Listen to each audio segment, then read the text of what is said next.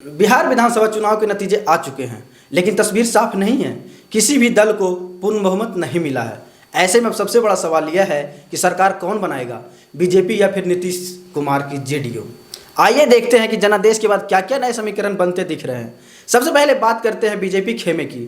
BJP ने शानदार प्रदर्शन करते हुए 89 सीटों पर जीत दर्ज की है। इसके साथ उसकी सहयोगी लोक जनशक्ति पार्टी 19 सीटें जीती है। जीतन राम मांझी की हम पार्टी को 5 और आरएलएम को मिली है 4 सीटें, यानी एनडीए गठबंधन के पास कुल 117 सीटें हैं। अब बिहार विधानसभा में बहुमत का आंकड़ा 122 का है, यानी बीजेपी खेमे को सत्ता की दोहरी तक पहुंचने के लिए सिर्फ 5 सीटों की जरूरत है। और दिलचस्प बात यह है कि 6 स्वतंत्र या छोटे दलों के उम्मीदवार चुनाव जीत चुके हैं।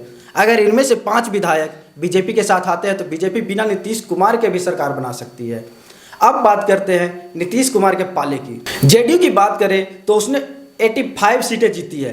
नीतीश कुमार के साथ अगर राजद और कांग्रेस की 31 सीटों का समर्थन जोड़ दिया जाए और महागठबंधन के अन्य 4 सहयोगियों को मिला लिया जाए तो आंकड़ा 120 पर पहुंचता है, यानी बहुमत से सिर्फ 2 सीटें दूर।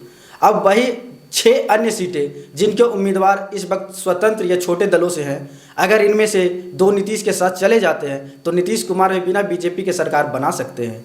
यहीं पर आती है नई दिलचस्पी, क्योंकि नीतीश कुमार जीतन राम मांझी की हम पार्टी के साथ पुराने रिश्ते फिर से साधने की कोशिश कर ले और अगर हम पार्टी का समर्थन मिल गया तो नीतीश के आंकड़े और मजबूत हो जाएंगे। मांझी की 5 सीटें नीतीश को बहुमत तक पहुंचा सकती है, लेकिन कहानी इतनी आसान नहीं है। महागठबंधन के साथ नीतीश कुमार की सरकार पहले भी बनी थी, पर अधिक समय तक चल नहीं पाई। 2017 में उन्होंने आरजेडी से अलग होकर वापस बीजेपी का दामन थाम लिया था। इस पृष्ठभूमि में ये सवाल फिर से उठ रहा है कि क्या नीतीश फिर से महागठबंधन की ओर रुख करेंगे।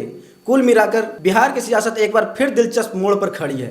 बीजेपी और जेडीयू दोनों के पास सरकार बनाने की संभावनाएं हैं, लेकिन दोनों को कुछ सीटों का समर्थन जुटाना जरूरी है।